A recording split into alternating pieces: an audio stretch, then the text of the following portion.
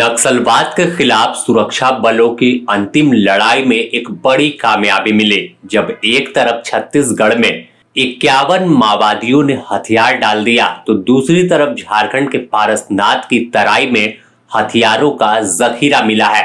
यह हाईटेक हथियार नक्सलियों ने पहाड़ की मांद में छुपा कर रखा था, जिसे अब जाबाज जवानों ने बरामद कर लिया है।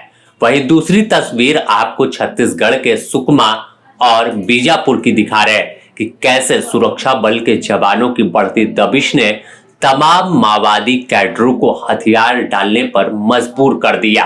इस पर 1.61 करोड़ रुपए का इनाम था और अपने साथ तमाम नक्सलियों ने हाईटेक हथियार भी लाए हैं, जिसे आपको स्क्रीन पर हम तस्वीर दिखा रहे हैं। बता दें कि बीजापुर और सुकमा दो ऐसे जिले थे जहां नक्सलियों की समांतर व्यवस्था चल रही थी, लेकिन पिछले 6 माह में सुरक्षा बल के जवानों की दबिश बढ़ी, जंगल के मांद तक घुसकर ऑपरेशन किया और नतीजा सबके सामने है। बीजापुर में 30 और सुकमा जिले में 21 माओवादियों ने आत्मसमर्पण कर सशस्त्र आंदोलन को विराम दे दिया। बता दें कि यह बड़ी उपलब्धि है और आत्मसमर्पण करने वालों की संख्या सिर्फ इस साल की कर ले बात हम बीते 1 माह 10 दिन की, तो अब तक 300 नक्सली हथियार डाल चुके हैं। ऐसे में बड़ी कामयाबी मानी जा रही है।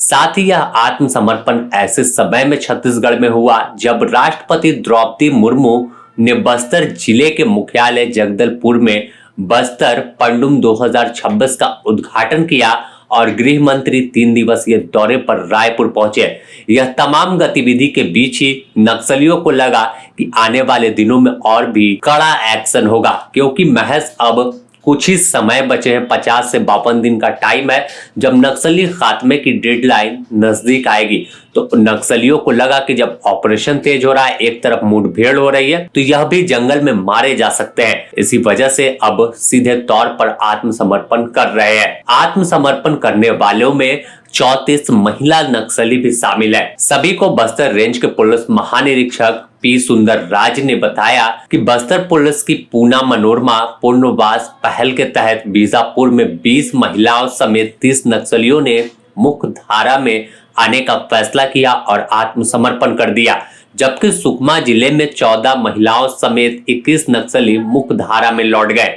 उन्होंने साफ तौर पर कहा कि सभी इनामी थे और 1,61,00,000 रुपए का सभी पर इनाम था। ऐसे में फिलहाल जो आत्मसमर्पण नीति के तहत तमाम नक्सलियों को 50-50 हजार रुपए की सहायता राशि भी दी गई है और सरकार की नीति के मुताबिक उनका आगे पुनर्वास कराया जाएगा। तो यह बड़ी उपलब्धि, बड़ी अचीवमेंट पुलिस के लिए मानी जा रही है। इस पूरे मामले पर छत्तीसगढ़ के मुख्यमंत्री ने भी कहा कि शांति की दिशा में यह एक बड़ा कदम है। बस्तर क्षेत्र में शांति, विश्वास और विकास सुनिश्चित करने के लिए दिशा में एक महत्वपूर्ण कदम आगे अब बढ़ रहा है। उन्होंने बताया कि 2 वर्षों में दूरस्थ और संवेदनशील क्षेत्रों में सड़क, शिक्षा, स्वास्थ्य, संचार और बुनियादी स्तर पर बड़ा बदलाव देखने को मिला। वहीं अब हम झारखंड की बात कर ले तो झारखंड में भी नक्सलियों के खिलाफ बड़ा ऑपरेशन चल रहा है। तमाम इलाकों में सुरक्षा बल के जवानों की टुकड़ी कार्रवाई कर रही है। इसी कड़ी में पारसनाथ हिल, जो माओवादियों का सबसे सुरक्षित ठिकाना कभी माना जाता था, तो जब माओवादी यहां से सारंडा शिफ्ट हुए तो इसी बीच शनिवार को एक खुफिया इनपुट मिली कि नक्सलियों के तमाम हथियार, गोला बारूद पारसनाथ की तराई में मौजूद है, जिसके बाद सीआरपीएफ और पुलिस की ज्वाइंट ऑपरेशन शुरू हुई। इस ऑपरेशन में नक्सलियों के द्वारा छिपा कर रखे गए हथियार और विस्फोटक बरामद किए गए। यह सफलता पुलिस कप्तान डॉक्टर विमल कुमार और सीआरपीएफ 154 बटालियन के कमांडर सुनील दत्त त्रिपाठी को मिले गुप्त सूचना के आधार पर जो है वो मिली है। ऐसे में अब पूरे मामले में अगर हम देखें तो यह बड़ा दिन रहा पुलिस के लिए कि कैसे उस इलाके में कार्रवाई हो रही है जहां कोई जाने से गुरेज करता था। इस पूरे मामले में अगर गिरिडीह की हम बात करें तो जो बरामद सामान है 303 बोल्ट के action single shot rifle 11 piece, वहीं .22 rifle 9 piece, grenade 6, SLR grenade projector 1 piece, AMN box 1 piece और charge clip 30 piece, electronic copper wire 2 bundle जब्त किए गए हैं।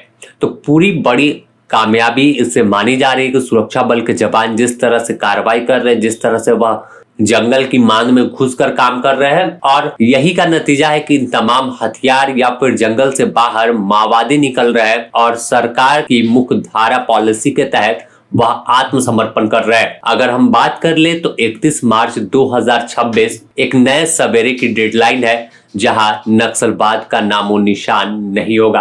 अब देखना होगा कि आखिर सुरक्षा बल के जवानों की जब दबिश होती है, कार्रवाई चल रही है, तो अब बचे हुए कुछ कैडर कब हथियार डालकर मुख्य धारा में लौटते हैं और आगे कैसे पूरा ऑपरेशन चलता है। बने रहे द न्यूज पोस्ट के साथ, इससे जुड़ी और भी अपडेट आपको देंगे।